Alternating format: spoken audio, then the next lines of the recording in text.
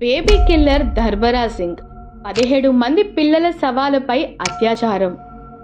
దర్బరా సింగ్ 2004 సంవత్సరంలో ఇతడు 17 మంది బాలికలను, 2 మగపిల్లలను దారుణంగా హత్య చేశాడు.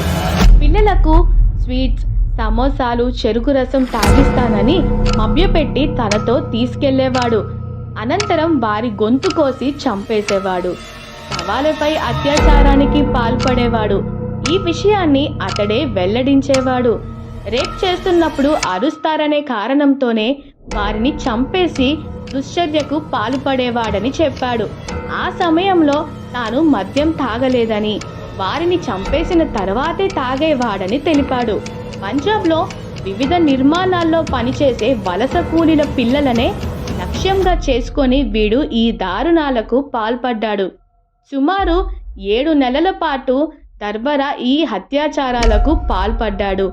అమృత్సర్లోని ఓ అటవీ ప్రాంతానికి పిల్లలను తీసుకెళ్లి ఈ పనికి పాల్పడేవాడు. ఓ రోజు అనుమానాస్పదంగా తిరుగుతున్న ఇతడిని పోలీసులు అరెస్ట్ చేసి మీడియాకు సమాచారం ఇచ్చారు. దర్బరా నుంచి తప్పించుకున్న ఓ బాలిక పత్రికలో అతడి ఫోటోను చూసి గుర్తుపట్టింది. దీంతో పోలీసులు అతడిని కోర్టు ముందుకు హాజరుపరిచారు. కోర్టు అతడికి జీవిత ఖైదీ విధించింది.